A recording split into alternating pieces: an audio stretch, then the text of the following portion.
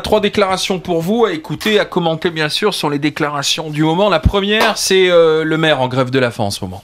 J'en ai marre d'être un maire mendiant, j'en ai marre de faire tout ce que j'ai fait depuis 10 ans, même s'il y a eu des choses pour les 100 villes les plus en difficulté. Mais j'ai l'impression de pisser dans un violon, excusez-moi, j'ai l'impression que les ministres se succèdent, qu'ils connaissent pas les dossiers. On est face à une technostructure qui bouge pas, on est face à un monde qui est complètement bloqué et qui s'effondre. Voilà, et ce coup de gueule de Stéphane Gatignon, c'était avant sa grève de la faim, c'était ici dans ce studio même, dans les grandes gueules, 5 jours avant sa grève de la faim. Qu'est-ce que vous en pensez de la grève de la faim de Gatignon? C'est une méthode ultra violente, hein.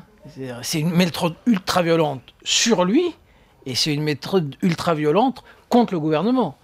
Parce qu'il faut rappeler quand même qu'il est maire écolo. C'est un maire écolo, c'est un ancien communiste, Gatignon. C'est un peu du chantage à l'émotion, non? Ouais, d'une certaine façon, oui, mais bon, ça marche dans l'opinion, là. Depuis 3 jours, on ne parle que de ça. Ça choque. Moi, ça me choque, oui. Je trouve que ce sont des méthodes qui ne sont pas des méthodes qui doivent relever d'un élu de la République. C'est un maire, c'est quelqu'un qui a des responsabilités politiques, qui est membre d'un parti de la majorité. Alors, au fond, c'est même pas ça.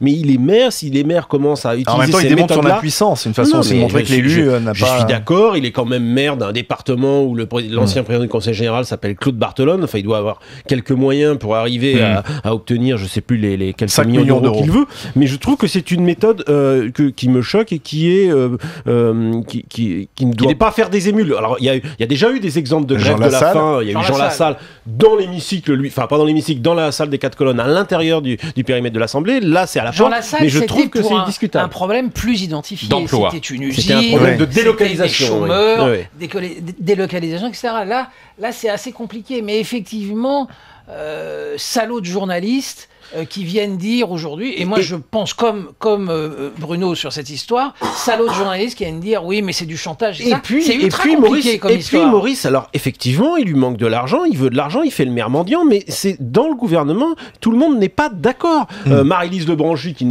c'est pas un petit ministre qui est ministre de la décentralisation, elle dit que la ville de Sevran est une ville qui est parmi celles qui touchent le plus d'argent dans les villes pauvres. Alors bon, après, écoutez, moi je vais vous dire, de toute façon cette question des collectivités, elle met en exergue un autre problème, c'est qu'il n'y a pas que l'État qui va être mis à contribution dans les réductions des dépenses publiques, il y a aussi les collectivités qui ont énormément embauché ces dernières années et qui vont devoir faire des déclarations. François Hollande sera interrogé dessus. Encore 2 déclarations pour